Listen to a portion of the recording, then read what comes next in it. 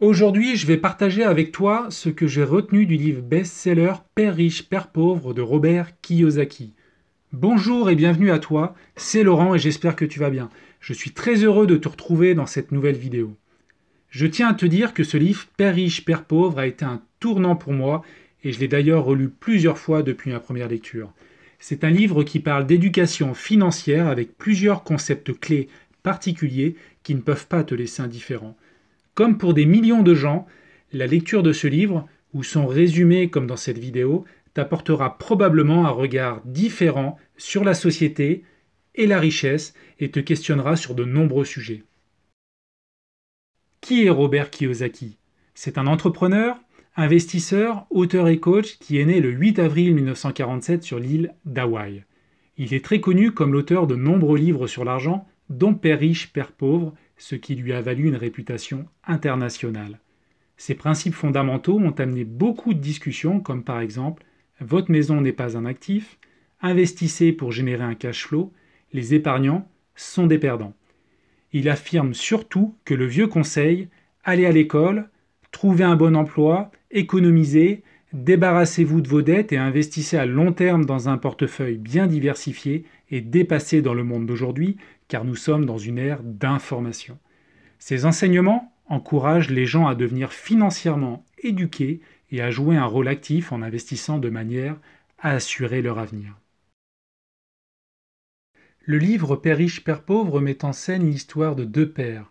L'un, bardé de diplômes, le père biologique de Robert, qualifié le père pauvre, l'autre titulaire d'un bac-2 qui est en fait le père de son ami Mike, qui est aussi son père riche.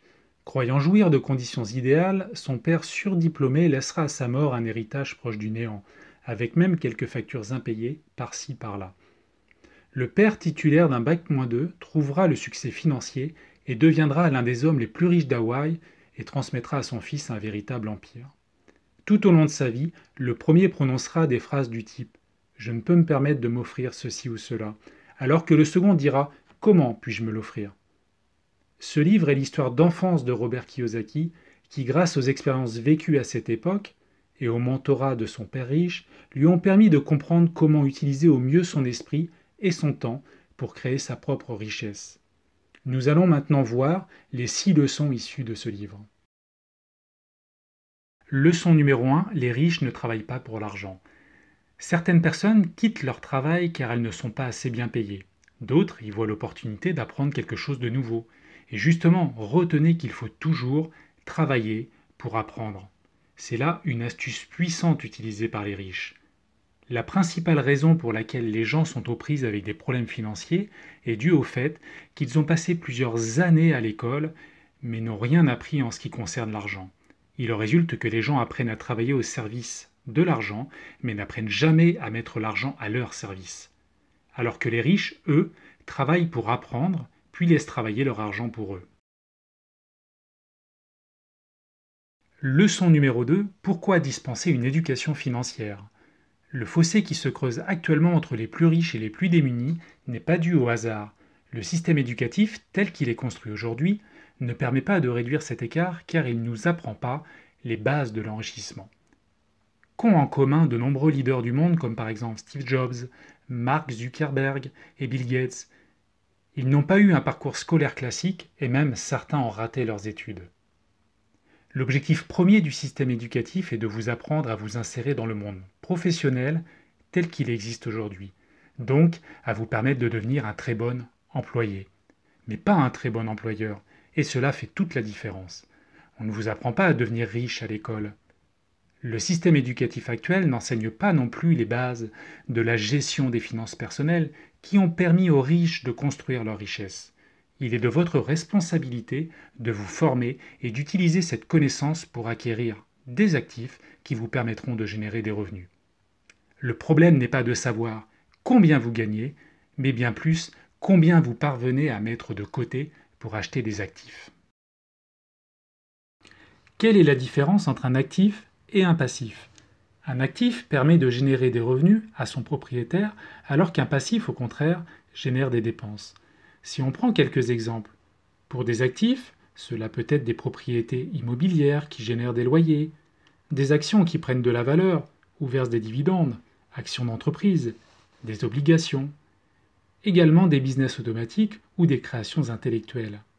Côté passif, cela peut être des emprunts bancaires pour votre résidence principale, des prêts à la consommation, cartes de crédit, véhicules personnels ou autres objets. En fait, les pauvres génèrent leur argent au jour le jour, les personnes appartenant à la classe moyenne achètent des passifs, et les riches ou futurs riches construisent une base solide d'actifs leur générant des revenus. Pour la classe moyenne, leurs dépenses augmentent en même temps que leur salaire, d'où l'expression rat race, qui veut dire en français course de rats. Cela se traduit par une sorte de course effrénée à la consommation et au remboursement des emprunts contractés pour consommer. Votre résidence n'est pas un actif.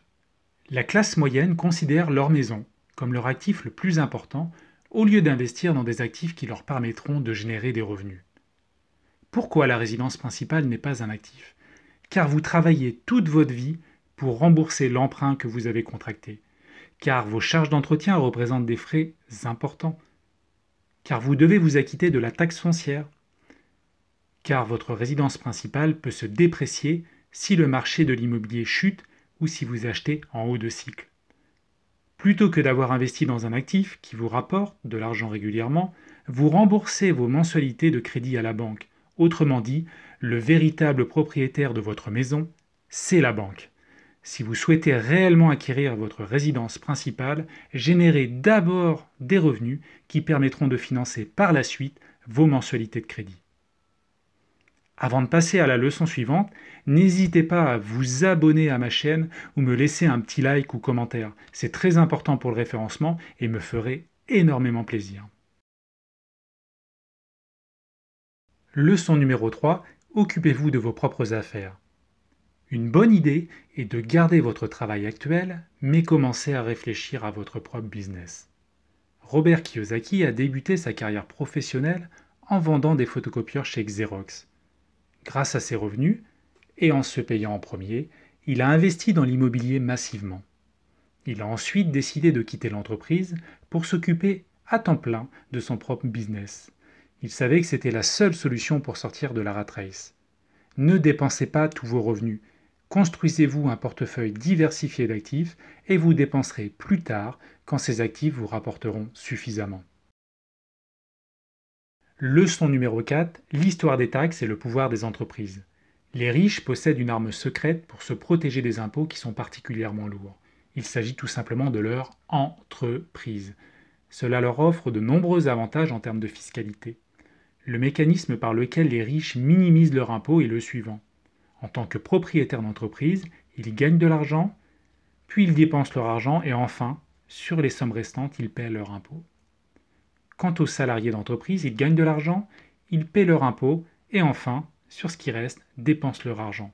C'est pourquoi il faut vous payer en premier systématiquement.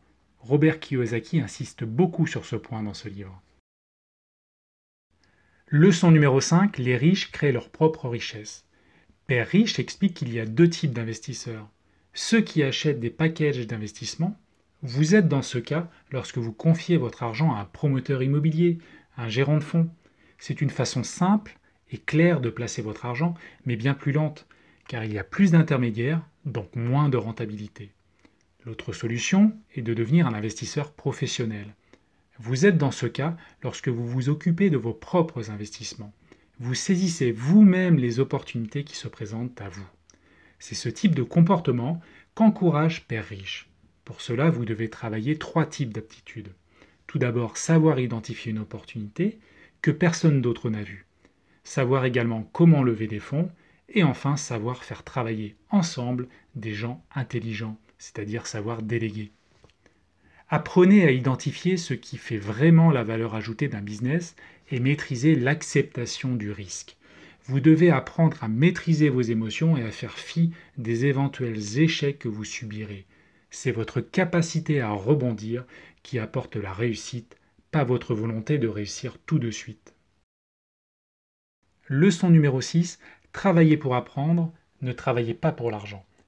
Robert Kiyosaki dit que la sécurité de l'emploi était la chose la plus importante aux yeux de son père instruit, alors que pour son père riche, l'apprentissage venait en premier.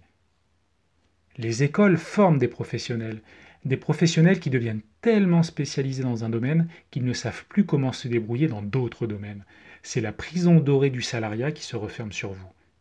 La spécialisation n'est pas nécessairement la panacée dans l'optique de père riche. Ce qui est bien plus important, c'est d'apprendre et retenir les leçons essentielles dans tous les domaines pour maîtriser la loi de Pareto, à savoir les 20% de connaissances qui apportent 80% de la valeur ajoutée de votre futur business. Père riche, père pauvre est un ouvrage passionnant.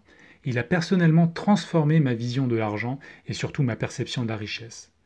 Si vous devez commencer votre éducation financière par un livre, celui-là est un très bon choix et vous ne le regretterez pas.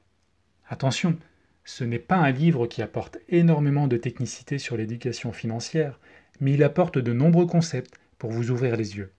L'objectif de l'auteur est de vous faire réfléchir et vous motiver pour vous permettre de prendre le chemin qui mène à la liberté financière. Et vous ne devez pas oublier que la principale différence entre une personne riche et une personne pauvre est leur façon de gérer la peur. Si vous souhaitez atteindre la liberté financière, alors lancez-vous et passez à l'action de suite. Si ce livre vous intéresse, alors lisez-le et je vous ai mis un lien en dessous de la vidéo à ce sujet. Voilà, j'espère que cette vidéo vous aura plu. Sur ce, je vous dis à bientôt pour une nouvelle vidéo. Ciao!